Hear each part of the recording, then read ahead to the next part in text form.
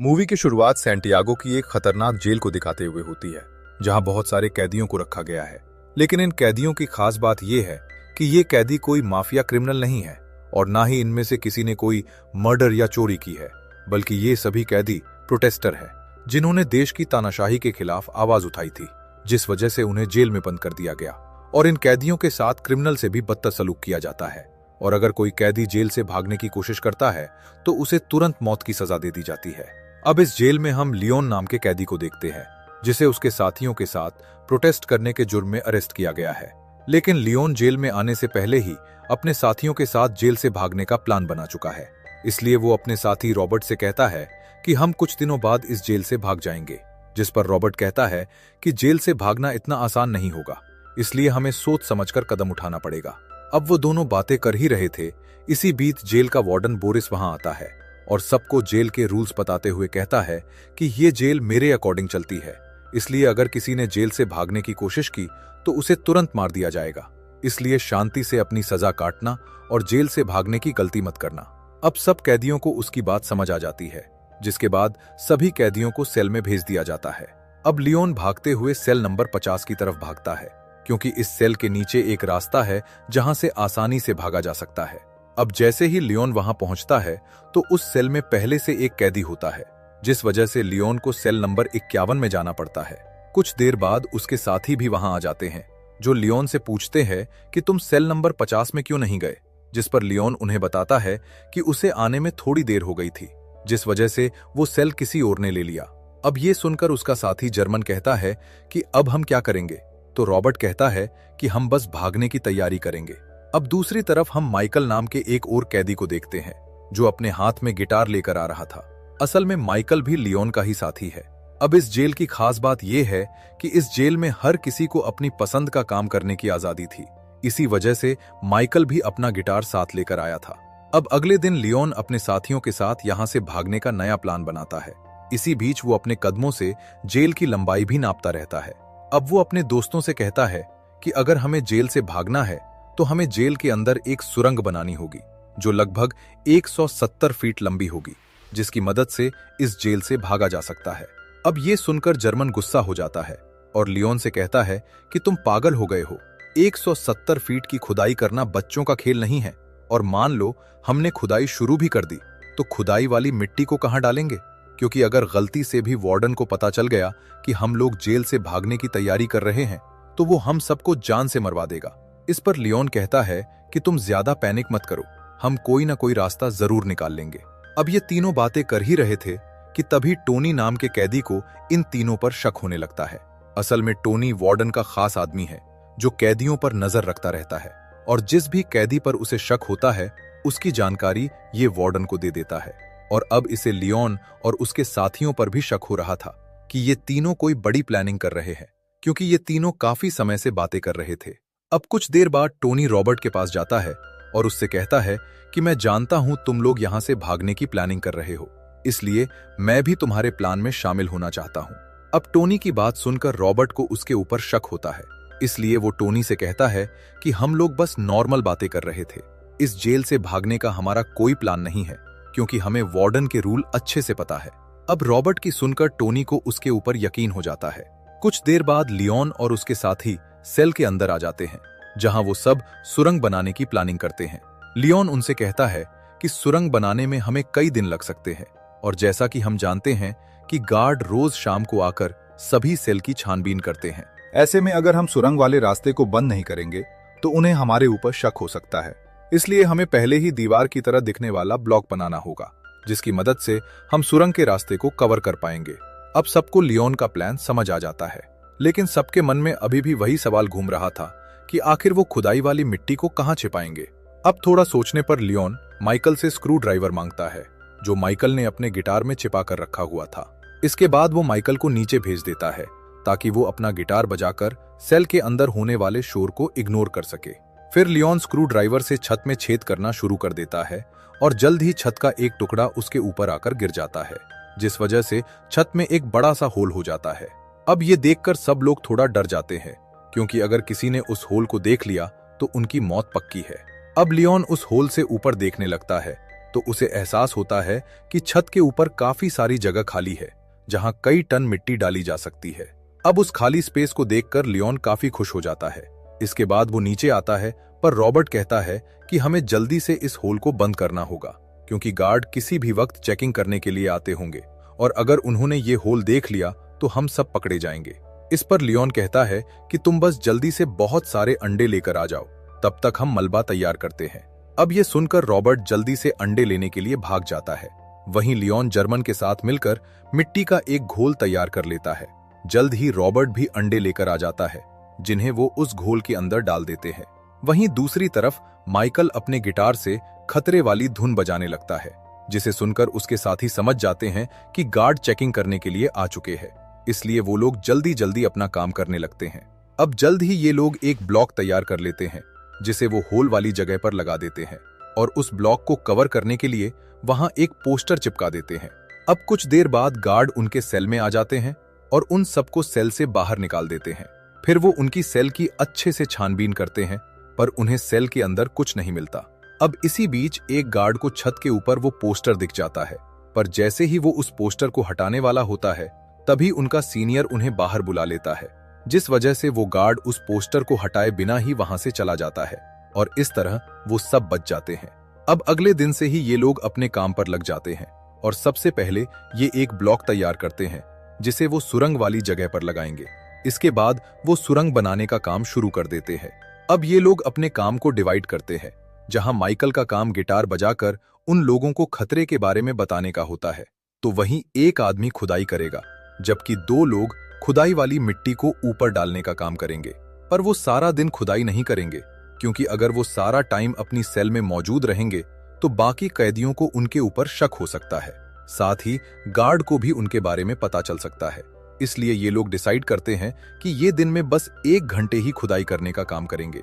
अब ये लोग हर रोज सुरंग बनाने का काम करते और खुदाई वाली मिट्टी को बैग में भर के ऊपर लेकर जाते और ऊपर वाली सेल की छत में डाल देते और ऐसा करते हुए इन्हें 50 दिन से ज्यादा हो चुके थे।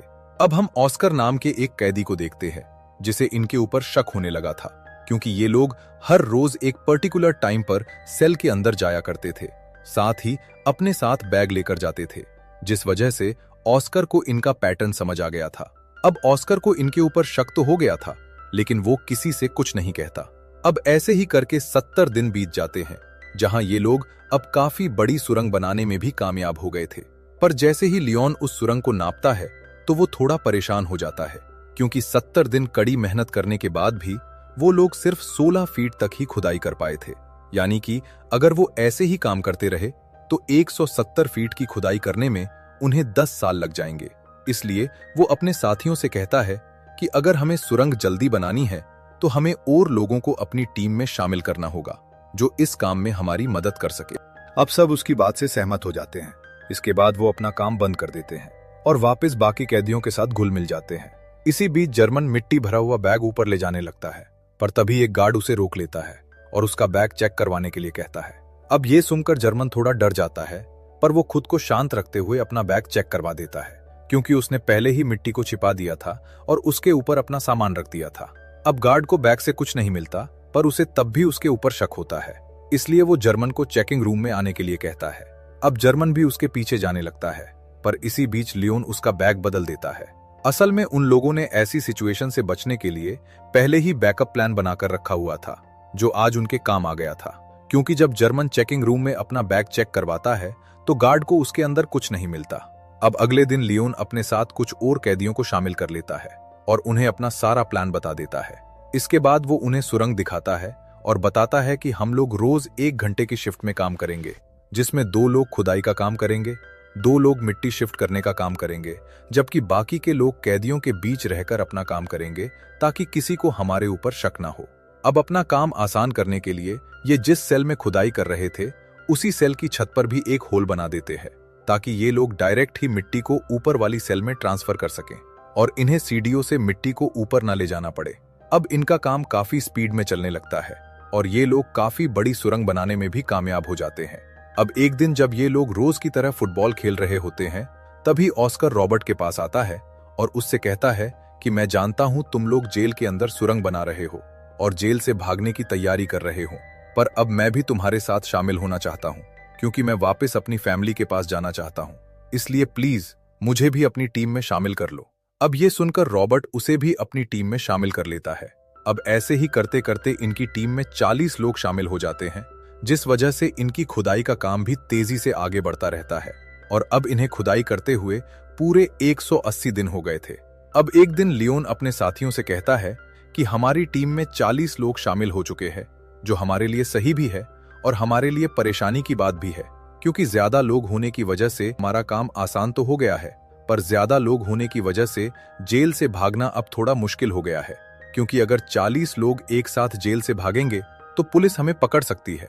इसलिए हमें जेल के बाहर भी किसी की मदद की जरूरत पड़ेगी, जो हमारे लिए बस का इंतजाम कर सके, ताकि हम सब आसानी से यहाँ से निकल सकें। अब ये सुनकर रॉबर्ट कहता है कि 2 दिन बाद फैमिली मीटिंग होने वाली है, जिसमें मेरी पत्नी मुझसे मिलने आएंगी, तो इस बारे में मैं अपनी पत्नी से बात करूंगा, वो हमारी मदद जरूर करेगी। अब हमें 2 दिन बाद का सीन दिखाया जाता है, जहां इन लोगों को अब 182 दिन हो गए थे। अब सभी कैदियों की फैमिली उनसे मिलने आती है, वही रॉबर्ट की वाइफ पॉलिना भी उससे मिलने आती है। इसके बाद रॉबर्ट उसे अपना सारा प्लान बता देता है और उससे बस का इंतजाम करने के लिए कहता है, जिस पर पॉलिना मान जाती है। इसके बाद वो वहां से चली जाती है। अब इन लोगों को खुदाई करते हुए पूरे 205 दिन हो गए थे और ये लोग काफी बड़ी सुरंग बनाने में भी कामयाब हो गए थे। अब एक दिन जब माइकल सुरंग खोद रहा था, तभी गार्ड चेकिंग करने के लिए वहां पहुंच जाते हैं। अब गार्ड को अपने सामने देखकर सब लोग थोड़ा चौंक जाते हैं, क्योंकि रोज चेकिंग शाम के समय हुआ करती थी, पर आज गार्ड दिन में ही छानबीन करने आ गए थे, जिस वजह से सब लोग थोड़ा पैनिक हो जाते हैं। इसलिए वो जल्दी से अपना काम बंद कर देते हैं।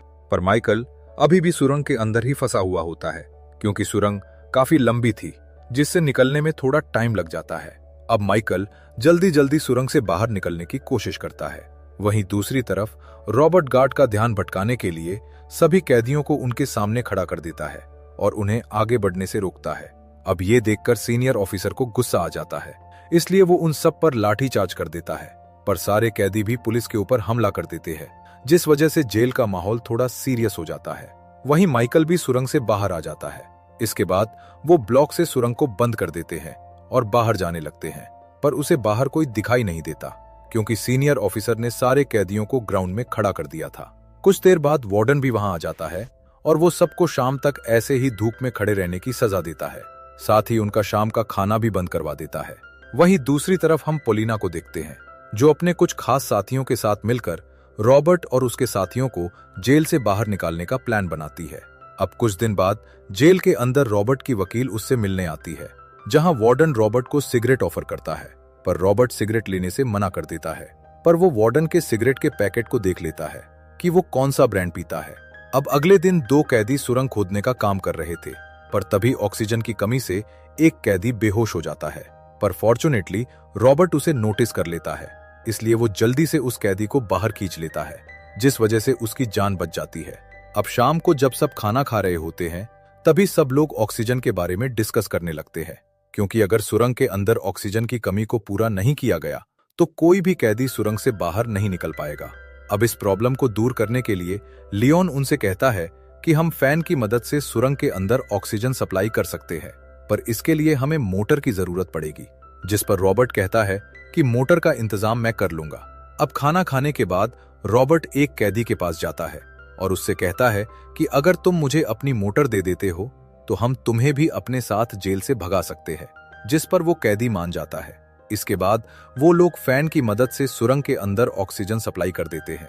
अब ऐसे ही खुदाई करते हुए इन्हें 1 साल से ऊपर का समय हो जाता है, पर ये सब लोग हिम्मत नहीं हारते और अपनी खुदाई जारी रखते हैं। साथ ही अब इनके साथ कुछ और कैदी भी शामिल हो गए थे, जिस वजह से अब ये लोग आसानी से गार्ड पर नजर रखते हुए अपना काम पूरा कर पा रहे थे। अब एक दिन वार्डन टोनी को अपने पास बुलाता है और उसे अपना सिगरेट का पैकेट पकड़ाता है और उससे सभी कैदियों पर नजर रखने के लिए कहता है। अब टोनी अपने काम पर लग जाता है और सभी कैदियों पर नजर रखने लगता है। इसी बीच उसे लियोन और उसके साथियों पर शक होता है, इसलिए वो रॉबर्ट के पास जाता है और उससे कहता है कि मैं जानता हूं तुम लोग जेल से भागने की प्लानिंग कर रहे हो, इसलिए मुझे भी अपने प्लान में शामिल कर लो। अब ये सुनकर रॉबर्ट उसे भी अपने प्लान में शामिल करने ही वाला था कि तभी वो टोनी के हाथ में वार्डन के सिगरेट का पैकेट देख लेता है, जिस वजह से वो समझ जाता है कि टोनी को यहाँ वार्डन ने ही भेजा है, इसलिए वो टोनी को कुछ नहीं बताता। अब एक दिन जब सब लोग अपना काम कर रहे थे, तभी जेल में भूकंप के झटके महसूस होते हैं, जिसे देखकर लियोन थोड़ा परेशान हो जाता है, क्योंकि उसे डर था कहीं इस भूकंप की वजह से उनकी सुरंग बंद ना हो गई हो। इसलिए जब सब नॉर्मल हो जाता है तो लियोन खुद सुरंग के अंदर जाकर चेक करता है। अब सुरंग को सही सलामत देखकर वो थोड़ा संतुष्ट हो जाता है। अब कुछ दिनों बाद वो लोग अपनी सुरंग का काम पूरा कर लेते हैं और 2 दिन बाद वो जेल से भागने का प्लान बनाते हैं। अब जेल से भागने से पहले लियोन एक कैदी के पास जाता है और उसे भी जेल से भागने के लिए कहता है, पर क्योंकि वो कैदी व्हीलचेयर पर होता है, इस वजह से वो लियोन से मना कर देता है। पर वो कहता है कि जब तुम लोग जेल से भागोगे तब मैं पुलिस का ध्यान भटकाने में तुम लोगों की मदद जरूर करूंगा। ये सुनकर लियोन को काफी अच्छा लगता है। अब 2 दिन बाद फाइनली वो दिन आ जाता है जब ये लोग जेल से भागने वाले थे, जिस वजह से सब लोग काफी खुश होते हैं, साथ ही एक्साइटेड भी। अब शाम के समय जब सभी कैदी और पुलिस वाले टीवी देखने में बिजी होते हैं, तभी वो कैदी एक एक करके सुरंग के रास्ते से निकलने लगते हैं। कुछ देर बाद सब लोग सुरंग से बाहर निकल जाते हैं। वहीं दूसरी तरफ कैदियों की कम संख्या को देखकर टोनी को शक हो जाता है, इसलिए वो जल्दी से बाहर निकल जाता है। पर तभी उसे रास्ते में व्हीलचेयर वाला कैदी मिल जाता है, जो टोनी का रास्ता रोक लेता है, पर टोनी उसे धक्का देकर वहां से भाग जाता है। इसके बाद वो उसी सुरंग वाली सेल में आ जाता है जहां उसे सुरंग दिख जाती है। साथ ही उसे ऑस्कर भी दिख जाता है, क्योंकि ऑस्कर इस सुरंग से निकलने वाला आखिरी कैदी था। पर इससे पहले कि वो निकल पाता तभी टोनी वहां आ गया था। अब टोनी को सारी सच्चाई पता चल गई थी, इसलिए वो इसकी खबर वार्डन को देने के लिए जाता है, पर ऑस्कर उसे रोक लेता है, जिस वजह से दोनों के बीच फाइट शुरू हो जाती है, जिसमें ऑस्कर घायल हो जाता है, पर किसी तरह वो टोनी को वहीं बेहोश कर देता है। वहीं दूसरी तरफ सारे कैदी सुरंग से बाहर निकल जाते हैं और जंगल के रास्ते से निकलते हुए वो एक ब्रिज के पास पहुंच जाते हैं, जहां उन्हें एक बस दिखाई देती है, इसलिए सब लोग उस बस की तरफ जाने लगते हैं। अब जर्मन देखता है कि ऑस्कर अभी तक नहीं आया, इसलिए वो लियोन से कहता है कि मैं ऑस्कर को देखने जा रहा हूं। इसके बाद वो वहां से निकल जाता है। वहीं सभी कैदी ऑस्कर और जर्मन के आने का इंतजार करने लगते हैं। वहीं दूसरी तरफ व्हीलचेयर वाले कैदी ने बाकी बचे कैदियों को भी सुरंग के बारे में बता दिया था, जिस वजह से वो लोग भी सुरंग की तरफ भागने लगते हैं। पर गार्ड को उनके ऊपर शक हो गया था, इसलिए वो लोग भी वहां पहुंच जाते हैं और अब पुलिस वालों को भी सुरंग के बारे में पता चल गया था, जिस वजह से वो जेल में सायरन बजा देते हैं, जिसकी आवाज बस में बैठे कैदी भी सुन लेते हैं। इसलिए वो लोग वहां से निकलने की तैयारी करते हैं, पर लियोन जर्मन के आने का वेट करता है। कुछ देर बाद जर्मन भी वहां आ जाता है, जिसके बाद वो लोग वहां से निकल जाते हैं। वहीं दूसरी तरफ वार्डन को जब कैदियों के भागने की खबर मिलती है तो वो काफी गुस्से में आ जाता है। वहीं जर्मन उन्हें बताता है कि वो सुरंग तक गया था, पर उसे ऑस्कर कहीं दिखाई नहीं दिया, जिस वजह से वो वापस आ गया। असल में चोट लगने की वजह से ऑस्कर वहां से नहीं भाग पाया था। अब कुछ देर बाद पॉलिना सभी कैदियों को एक पर्स देती है, जिनमें उनकी फेक आईडी होती है। इसके बाद सभी कैदी धीरे धीरे बस से उतरने लगते हैं और अपने अपने रास्ते निकल जाते हैं। और कई महीनों की मेहनत के बाद फाइनली वो अपने प्लान में कामयाब हो जाते हैं। दोस्तों, ये मूवी सच्ची घटना पर आधारित है, जिसमें सैंटियागो की जेल से पूरे 49 कैदी एक साथ भागे थे। और इसी के साथ हमारी ये मूवी भी यहीं पर खत्म हो जाती है। उम्मीद है दोस्तों आपको ये मूवी पसंद आई होगी। मिलते हैं अगली वीडियो में। राधे राधे।